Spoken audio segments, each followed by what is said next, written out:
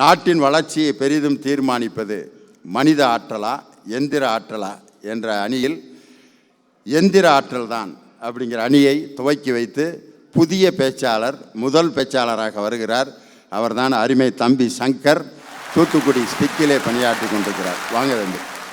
அன்பிற்குரியவர்களே, பொக்ரானில் போட்ட அணுகுண்டு என்கிற எந்திரம்தான் அப்துல் கலாம் என்கிற மனிதனை இந்த நாட்டிற்கு அடையாளம் காட்டியது. டெலிபோன் என்கிற எந்திரம்தான் கிரகாம்பல் என்கிற மனிதனை இந்த நாட்டிற்கு அடையாளம் காட்டியது. ஃப்ளைட் என்கிற எந்திரம்தான் ரைட் சகோதரர்களை இந்த நாட்டிற்கு அடையாளம் காட்டியது.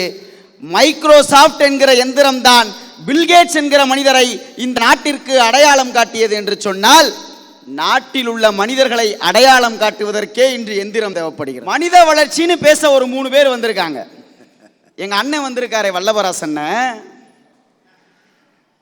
அவர் மனித வளர்ச்சின்னு பேச வந்திருக்காரு. என்னை வீட்டுக்கு கூட்டிட்டு போயிட்டு நண்டு சிண்டுல இருந்து அவர் தோல் உயரத்துக்கு ஒரு 10-15 பிள்ளைகளை நிப்பாட்டி, வாங்க தம்பி, இதெல்லாம் என் பிள்ளைய, பாத்தீங்களா என் மனித ஆற்றலை,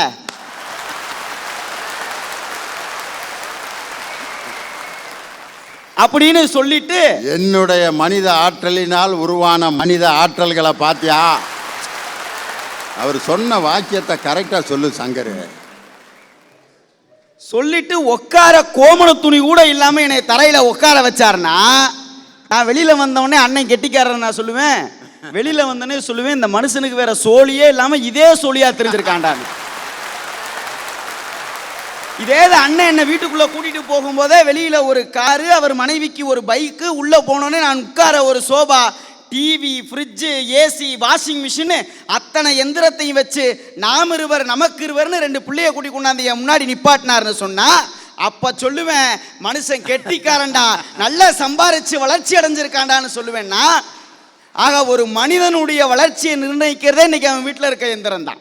அப்ப நாட்டினுடைய வளர்ச்சியை எது தீர்மானிக்கும்? இன்னைக்கு நாட்டில் பெரிய பிரச்சனையே என்ன தெரியுமா?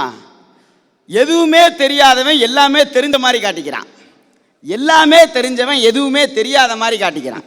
அதுதான் இன்னைக்கு நாட்டில் இருக்கிற மிகப்பெரிய பிரச்சனை.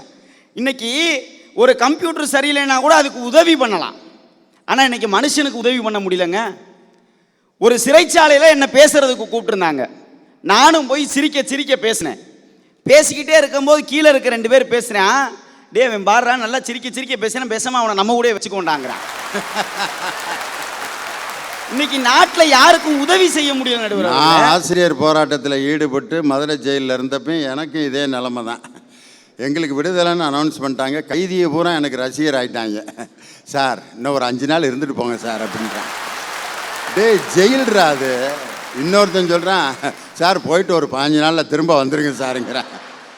எப்படா வர்றது? நாங்கள் சொல்கிறோம் ஐடியா, நாங்கள் ஒரு பொட்டலத்தை கொடுக்குறோம், அந்த பெட்டி கடையில் கொடுங்க, நான் பெயிலபிள் அஃபென்ஸு 6 வருஷம் போட்டுருவேன், ஜாலியாக இருக்கலாங்கிறேன். ஏன் கேட்குற? ரஜினிகாந்த் என்கிற ஒரு மிகப்பெரிய மனிதர் மனிதன் என்கிற ஒரு திரைப்படம் நடித்தார். அந்த திரைப்படத்தில் மனித நேயத்தை வலியுறுத்துச்சு. அதே ரஜினிகாந்த் தான் எந்திரன் என்கிற திரைப்படத்தை நடித்தாரு. அந்த மனிதன் திரைப்படத்தையும் எந்திரன் மிஞ்சிருச்சு. ஐயா, அந்த கிளைமேக்ஸில் பாருங்க, ஒரு 200 ரோபோ சேர்ந்து ஒரு கோட்டையவே பிடிச்சி, அந்த ரோபோவுக்கெல்லாம் ஒரு ரோபோ தலைவனாக இருப்பான். அது பூரா பேண்ட் சட்டை போட்ட ரோபோ. நீங்கள் உடனே வேட்டி சட்டைக்கு போயிடாதீங்க. இதில் ஒரு பியூட்டி என்ன தெரியுமா? அந்த ரோபோவுக்கு கூட செய்வது சரியோ தப்போ தான் நினைச்சதை செய்கிற உரிமை இருக்கு. ஆனால் இன்னைக்கு நாட்டில் நிறைய ரோபோவுக்கு தான் நினைச்சதை செய்கிற உரிமை கூட இல்லை. சேரில் கூட உட்கார மாட்டேங்குதுங்க. நான் என்ன செய்ய சொல்கிறேன்? நான் ரோபோ பற்றி தான் சொல்லிகிட்டு இருக்கேன். ஐயா, நேரு பிறந்த நாளை நாம் எப்படி கொண்டாடுகிறோம்? குழந்தைகள் தினம். ராதாகிருஷ்ணன் பிறந்த நாளை நாம் எப்படி கொண்டாடுகிறோம்? ஆசிரியர் தினம். என் இளைஞர்களுக்கெல்லாம் பிடித்த நாள் பிப்ரவரி 14 நாம் எப்படி கொண்டாடுகிறோம்? காதலர் தினம்.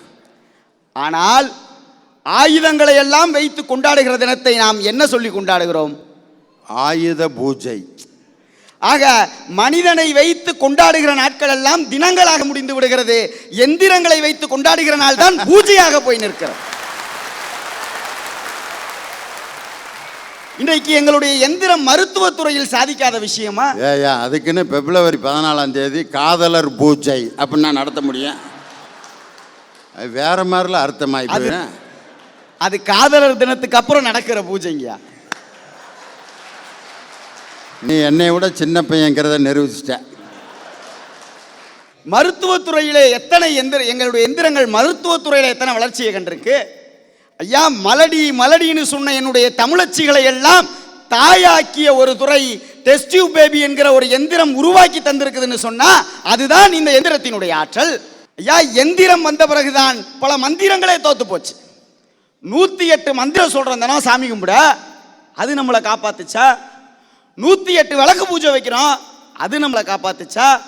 108 திவ்ய தேசங்களுக்கு போய் வரோம், அது நம்மளை காப்பாத்துச்சா? 108ங்கிற ஆம்புலன்ஸ் தான் அவங்களை காப்பாத்துச்சு. இப்போ எல்லாம் கோயிலில் போய் உக்காந்து காப்பாற்றிடலான்னு முடிவு பண்ணி அலையுதுங்க. என்னத்தை சொல்கிறது? சாமியே என்ன நினைக்குது, எனக்கே விடுதலை இல்லாமல் நான் உள்ளுக்க பொந்துக்குள்ளே உட்காந்துருக்கேன், வருஷத்துக்கு ஒரு தடவை தான் என்னையே கூட்டு போகிறாங்க. ஐயா இன்னைக்கு கேமரா என்கிற ஒரு விஷயம் இல்லைன்னு சொன்னா யோசிச்சு பாருங்க.